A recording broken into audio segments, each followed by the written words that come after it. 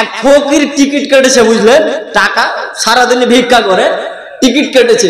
তো টিকিট কেটে উনি গাছের তলাতে, ওরা স্বামী স্ত্রী আছে, ভিক্ষা করছে। তা গাছের তলাতে যেতে যেতে যেতে যেতে ভিক্ষা করছে। এবার ওরা বলছে আচ্ছা ঠিক আছে একটু আমরা ঘুমিয়ে যাই। তো একটা গাছের ছায়াতে স্বামী স্ত্রী এখন একটু ঘুমিয়েছে এবং ঘুমিয়ে আছে। তোর স্ত্রীটার ঘুম আসেনি, স্বামীর এখন ফকির ঘুমিয়ে গেছে। তো ঘুমোতের ভিতরে এখন স্বপ্ন দেখতে শুরু করেছে কি জানেন, যে টিকিট কেটে উনি এখন কোটি কোটি টাকার মালিক হয়ে গেছে। তা কোটি কোটি টাকার মালিক হয়ে গেছে, এখন ইটের ভাটা দিয়েছে আর স্করপিও গাড়ি, একটা দামি গাড়ি কিনে নিয়েছে। তো এই গাড়ি কিনে নিয়ে এখন ও আর ওর স্ত্রী দুজন মিলে এখন খুব ঘুরছে। দেখতে দেখতে উনি দেখছেন যে আমি এখন স্করপিও গাড়ি চালাচ্ছি, গাড়ি চালাতে চালাতে ফারাক্কা ব্রিজ আমি ওভারটেক করবো, ওই দিক থেকে একটা গাড়ি, এই দিক থেকে একটা গাড়ি। এখন দুইজনকে ক্রস করতে গিয়ে আমি একটু কাঁচা ড্রাইভার, আমার গাড়িটা একটু হ্যান্ডেল ঘুরে গিয়ে ফারাক্কা ব্রিজ থেকে পড়ছি আর জোরে করে ছিল যা, আর উঠে দেখছে তো ছিঁড়ে কাঁথাতে ঘুমিয়ে আছে। আজকে টিকিট কাটাদের অবস্থা এটাই, আমি কোটি কোটি টাকার মালিক হয়ে যাব। সম্মানিত দিনী ভাই, যেই কথা বলছিলাম শুধুমাত্র টিকিটেই যে মানুষ আজকে শেষ হচ্ছে তা নয়। যুবক সম্পর্কে যদি আজকে বক্তব্য দিতাম তাহলে যুবকরা বুঝতে পারতো। যেই কথা বলছিলাম, আজকে তোমার বয়সটাকে তুমি শেষ করে বলে দিয়েছো। এখন একজন ক্রিকেট খেলছে, সেখানে তুমি এই ক্রিকেট খেলা নিয়ে তুমি ব্যস্ত হয়ে গেছো, সেখানের মধ্যে জুয়া। এখন আপনি রাস্তা দিয়ে চলাচল করতে গিয়ে সেখানে জুয়া, আপনি রাস্তার মাঝে কোথায় টিকিট বিক্রি করছে সেখানে জুয়া, আজকে জুয়াতে তারা পড়ে রয়েছে।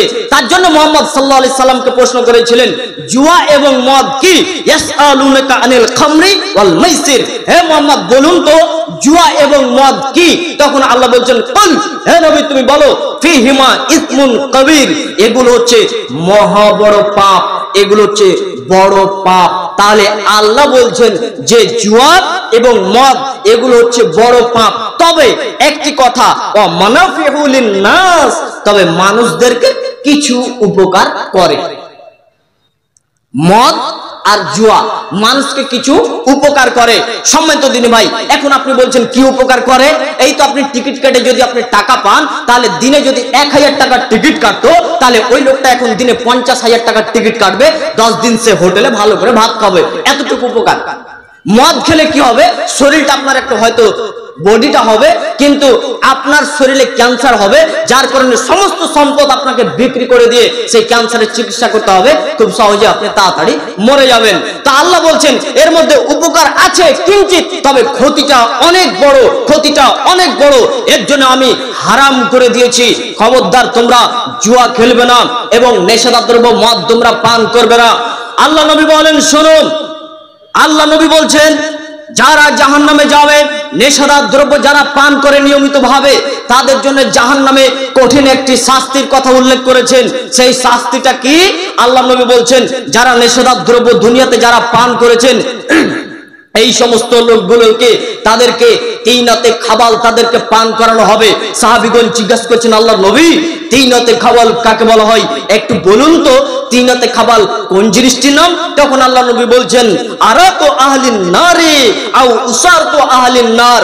শোনো শোনো শোনো, ওই সমস্ত জাহান্নামীরা যারা জাহান্নামে যাবে, ওদের শরীর থেকে রক্ত এবং পুজ গলে পড়া সেই তরল পদার্থর নাম হচ্ছে তিনতে খাবাল।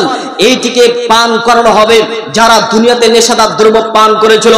শুনুন, পৃথিবীতে মানুষ যদি নেশাদার দ্রব্য পান করে আর ওই ব্যক্তি যদি তওবা না করে মারা যায়, তাহলে জান্নাতের সুস্বাদু পানি সে পান করতে পাবে না, জান্নাতের সুস্বাদু পানি সে পান করতে পাবে না।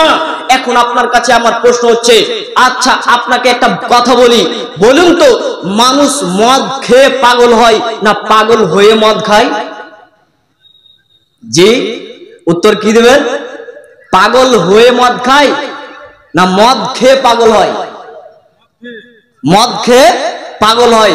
কিন্তু একজন দার্শনিক বলছে জি না, কথাটা একেবারে উল্টো, মানুষ পাগল হয়েই মদ খায়। 11,000 তার আছে, আপনি জানেন এখানে খুব শর্ট কারেন্ট, হাত দিলেই মারবে একেবারে। তা আপনি জেনে বুঝে যদি সেখানে আপনি হাত দেন, তাহলে আপনি তো পাগল হয়ে হাত দিয়েছেন। জানেন যে এই বোতলটা যদি আমি খাই তাহলে আমি প্রধানমন্ত্রী হয়ে যেতে পারবো। এই বোতল যদি খাইতে কি হবে, মানে মদের কথা বলছি, উনি প্রধানমন্ত্রী হতে পারবে, রাষ্ট্রপতি হতে পারবে, মুখ্যমন্ত্রী হতে পারবে, যা ইচ্ছা তাই হতে পারবে।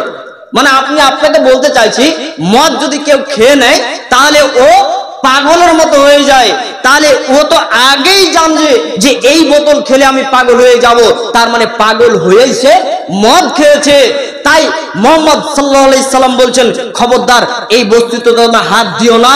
আল্লাহর নবীর কাছে তিনি মেরাজে যাচ্ছেন, এমত অবস্থায় দুইটি গ্লাস আল্লাহ নবীর সামনে দেওয়া হলো, একটি মদ আর একটি দুধ। আল্লাহ নবী দুধটিকে তুলে নিলেন। যদি মদ তুলে নিতেন, জিবরাইল আমিন বলছেন, যদি মদ তুলে নিতেন তাহলে আপনার উম্মত বেহুশ হয়ে থাকতো। তাই আপনাকে আমি বলছিলাম, মদ এমন একটি বস্তু যা খেলে মানুষের হিতাহিত জ্ঞান নষ্ট হয়ে যায়, যা খেলে মানুষের হিতাহিত কোনো কাজ জ্ঞান করে না, তার জ্ঞানে কোনো বিবেকে কোনো কাজ থাকে না। তাই আল্লাহ নবী বলছেন, শোনো খবরদার তোমরা মদ পান করিও না। আল্লাহ নবী বলছেন, শোনো আমার উম্মতের উপরে তিনটি পাপের কারণে তিনটি গজব তাদের উপরে নাজিল হবে। তিনটি পাপের কারণে তিনটি গজব তাদের উপরে নাজিল হবে। এক, আমার উম্মতেরা নেশাদার দ্রব্য পান করবে। দুই, আমার উম্মতের দ্বিতীয় নম্বর পাপ হচ্ছে তারা নায়িকাকে তারা গায়িকাকে নিয়ে তারা নাচাবে। তৃতীয় নম্বরে আমার উম্মতেরা বাদ্যযন্ত্র নিয়ে ব্যস্ত হয়ে যাবে। এই তিনটি পাপ যখন আমার উম্মতের ভিতরে থাকবে, তখন তিনটি গজব তাদের উপরে আসবে। এক, তাদের উপরে গজব আসবে, ভূমিকে ধসিয়ে দেওয়া হবে। তাদের উপরে প্লাবন আসবে, তাদের ভূমিকম্পতে জমিন ধসে পড়ে যাবে। এক নম্বর তাদের উপরে গজব আসবে। দুই, তাদের আকার আকৃতি বিকৃত হয়ে যাবে, তাদের চেহারা বিকৃত হয়ে যাবে, তাদের চলাফেরা ঢং ঢং কথা বলা সমস্ত কিছু বিকৃত হয়ে যাবে। তৃতীয় নম্বরে এটি হচ্ছে তাদের গজব। আর তৃতীয় নম্বর তাদের গজব হচ্ছে যে অন্য জাতির তরফ থেকে তাদের উপরে অত্যাচার, জুলুম অত্যাচার তাদের উপরে চাপিয়ে দেওয়া হবে। তিনটি পাপের কারণে নেশাদার দ্রব্য পান করলে আর বাদ্যযন্ত্রকে ব্যবহার করলে এবং গায়িকাকে নিয়ে নাচালে। এখন আপনি বলুন, আপনি এখন বড় ফোন ব্যবহার করেন, আপনি আপনার মোবাইলে সঙ্গে সঙ্গে দেখছেন যে একজন মেয়ে ডান্স করছে, তখন ওই ভিডিওটা আপনি উপরে উঠে না দিয়ে আপনি বলছেন দু হরফ দেখে নি। আপনার কানে সব সময় ইয়ারফোন লাগা রয়েছে আর আপনি ডিজে বক্স আপনার চলতি রয়েছে। আর আপনি তো কোন রকম রোজা ইফতার হয়, খালি রোজা ইফতার করে খালি মাগরিবের সালাতটা কোন রকম হয়, সঙ্গে সঙ্গে বের করে মার। ফের একজন নয়, এই মাল যখন কতলাবে তখন পাঁচজন বলবে একটু বেশি করে দিস। মানে এ খেয়ে যা অপরাধ করলো আর পাঁচজনকে দিয়ে যা অপরাধ হবে, এর পাঁচজনের গুনাহ এবং তার গুনাহ সমপরিমাণ গুনাহ একজনের উপরে চাপিয়ে দেবে। সম্মানিত দিনী ভাই, যেই কথা বলছিলাম, নেশাদার দ্রব্য খুব খতরনাক একটি বস্তু যা মানুষের বিবেককে ধ্বংস করে। এবং আল্লাহ বলছেন, ওয়ালা তুলকু বিআইদিকুম ইলা তাহলুকা, তোমরা খবরদার নিজেকে তোমরা ধ্বংসের দিকে নিক্ষেপ করো না। তোমরা নিজের হাতে তোমরা নিজেকে ধ্বংসের দিকে নিক্ষেপ করো না। বিজ্ঞানী বলছেন, চিকিৎসা বিজ্ঞান বলছেন, আপনি গুগলে সার্চ করে দেখতে পারেন, চিকিৎসা বিজ্ঞান বলছে যে প্রতি বছর 50 লক্ষ মানুষ শুধু মারা যায় ধূমপান করার কারণে। 50 লক্ষ মানুষ মারা যায় শুধুমাত্র ধূমপান করার কারণে। কেন? যে এই ধূমপান করার কারণে তাদের ফুসফুস ড্যামেজ হয়ে যায়, লিভার ড্যামেজ হয়ে যায়, যার কারণে লোকটাকে ক্যান্সার হয়ে যায়। এটা চিকিৎসা বিজ্ঞান বলছে। এবং চিকিৎসা বিজ্ঞান আরো বলেছেন যে একটা মানুষ যদি নেশাদার দ্রব্য যদি পান করে, তাহলে প্রতি বছর তার আয়ু থেকে 18 মিনিট আয়ুকে কমিয়ে দেওয়া হবে। যদিও আমরা এটা বিশ্বাস করি না। কেন? যে তারা বলছে মানুষের যতটুকু বেঁচে থাকবে এদের আয়ুকে কমিয়ে দেওয়া হবে, 18 মিনিট করে এদের আয়ুকে কমিয়ে দেওয়া হবে। আমরা এটা বিশ্বাস করি না। তবে আমরা একটা জিনিস বিশ্বাস করি, কি আপনি পৃথিবীতে 50 বছর বাঁচবেন, এটা আপনার হায়াতে লেখা আছে যে আপনি পৃথিবীতে 50 বছর বাঁচবেন। এখন যদি আপনি নেশাদার দ্রব্য যদি অত্যন্ত আপনি পান করেন, তাহলে 10 বছর আপনি অত্যন্ত কষ্টে আপনি পার হবেন। হয়তো আপনার প্যারালাইসিস হয়ে যেতে পারে, অথবা আপনার ক্যান্সার হয়ে যেতে পারে। এই 10 বছর অত্যন্ত কষ্টে আপনি পার হবেন।